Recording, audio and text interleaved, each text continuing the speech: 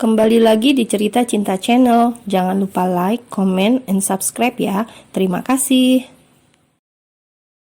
Di kamar, pelangi memasukkan kotak yang dibawanya ke dalam sebuah laci. Tak dapat dipungkiri, ia pun merasa terkejut dengan foto-foto tersebut karena ia tahu foto Awan yang sedang duduk di sebuah tempat hiburan malam adalah foto yang baru diambil. Pakaian yang digunakan Awan dalam foto itu sama seperti yang digunakannya semalam saat keluar rumah, kecuali foto kebersamaannya dengan Priska. Pelangi yakin itu foto lama, dilihat dari potongan rambutnya. Duduk di tepi tempat tidur, Ayah Ahmad menarik nafas dalam-dalam demi melegakan sesak dalam dadanya. Ibu segera menuang segelas air putih dan memberikan kepada ayah. Sementara Pelangi langsung berjongkok dengan memegangi kedua lutut sang ayah. Ayah tidak apa-apa. Kenapa malah tanyakan ayah, nak? Kamu sendiri bagaimana? Tangan ayah terulur membelai puncak kepala putrinya. Foto-foto itu, ayah tak sanggup lagi melanjutkan ucapannya. Hanya satu kata yang tepat untuk menggambarkan perasaannya sekarang. Sedih. Pelangi adalah putri satu-satunya yang ia besarkan dengan penuh kasih sayang, dan baginya Pelangi tetaplah seorang gadis kecil yang harus dilindungi. Bagaimana dengan foto-foto itu? Apakah suami kamu masih menjalani kebiasaan lamanya? Tanya ibu. Pelangi tersenyum diiringi gelengan kepala. Semalam Awan memang meminta izinnya untuk keluar menemui teman, namun ia yakin suaminya sama sekali tidak melakukan perbuatan maksiat. Insya Allah, Mas Awan istiqomah untuk hijrah, ayah. Hanya dengan melihat foto yang belum jelas, kita tidak bisa menghakimi dia dengan penilaian buruk. Aku husnuzon bahwa suamiku semalam keluar hanya untuk bertemu dengan seorang teman, tidak lebih. Dan foto perkelahian itu? Tidak tahu, ayah. Mas Awan belum bilang apa-apa. Tapi kalau foto kebersamaannya dengan wanita lain, itu hanya lembaran masa lalu yang sudah Mas Awan tinggalkan. Kamu yakin, nak? Mata Ibu Humairah sudah menganak sungai. Insya Allah, Bu. Lagi pula pengirim foto itu tidak jelas dari mana. Kita tidak tahu apa niat orang mengirimkan foto itu kemari. Ayah Ahmad menatap Pelangi lekat-lekat. Dari wajah putrinya yang tulus tanpa beban itu, ia pun mulai lega karena tidak mendapati tanda kebohongan. Justru Pelangi tampak sangat tenang. Ayah, Ibu, aku tahu bagaimana suamiku yang sekarang. Ayah sama Ibu jangan terlalu memikirkan. Mas Awan pasti punya alasan kenapa mendatangi tempat seperti itu. Dan aku percaya bukan untuk melakukan perbuatan maksiat. Ayah Ahmad mengangguk setuju. Begitupun dengan Ibu Humairah. Mereka menghela nafas panjang. Sepenuh hati setuju dengan ucapan Pelangi. Baiklah, nak, semoga memang seperti itu. Sore harinya, semua persiapan pertemuan sudah siap. Ada banyak kotak makanan yang sudah dibawa ke masjid. Di ruang tamu, ayah sedang berbincang dengan Guntur yang sore itu menyempatkan diri datang lebih awal sebelum pertemuan dimulai. Tak lama berselang, Zidan pun hadir di tengah mereka.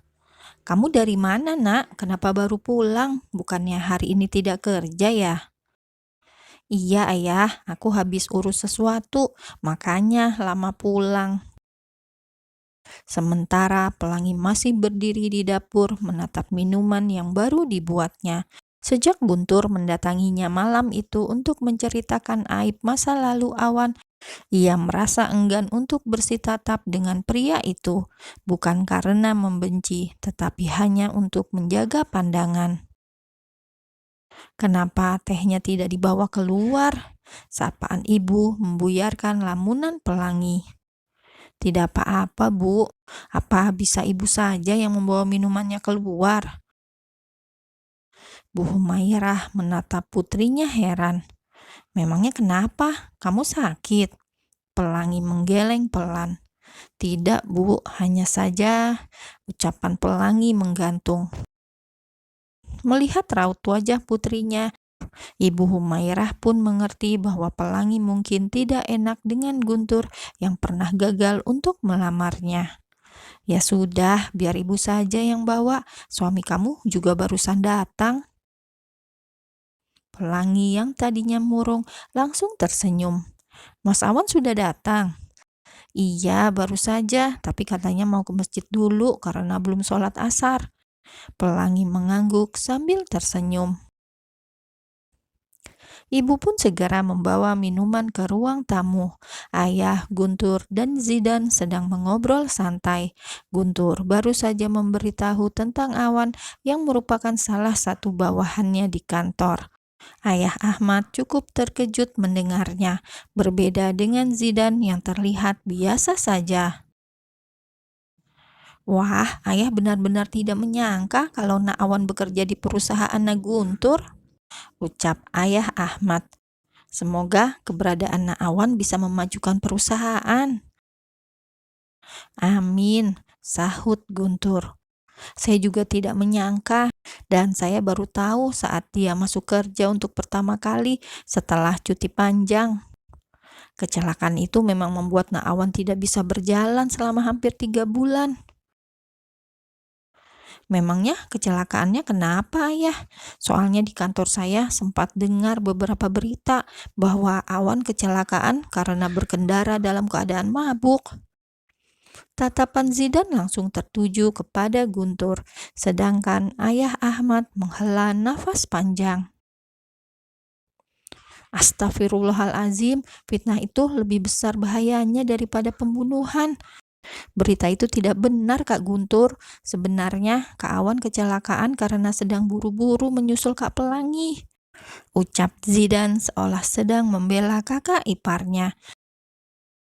Guntur terkejut mendengar pembelaan Zidan. "Syukurlah, semoga memang seperti itu adanya. Ayo diminum dulu tehnya, Nak Guntur," ucap Ayah Ahmad mencoba mengalihkan pembicaraan. Guntur tersenyum ramah lalu menyeruput secangkir teh yang baru saja disajikan Ibu Humairah.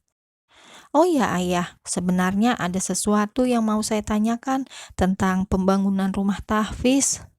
"Ada apa, Nak?"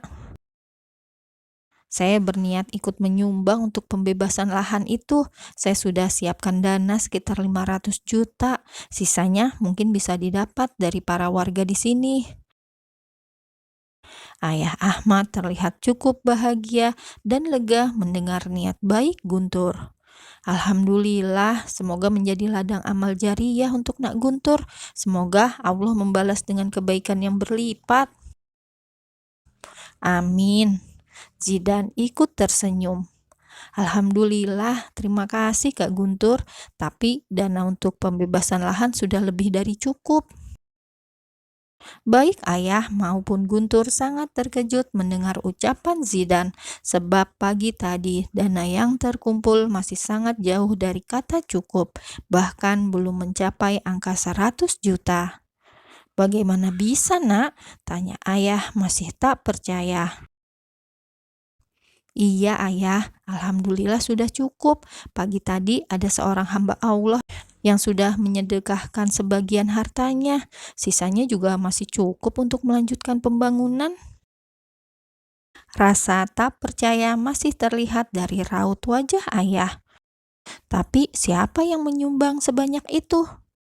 Pandangan Zidan lalu berkeliling ke sekitar demi memastikan tidak ada orang lain lagi yang mendengar pembicaraan mereka. "Kak Awan ya, tapi Kak Awan berpesan agar namanya tidak diumumkan sebagai salah satu donatur." Guntur tersentak dengan mata terbelalak.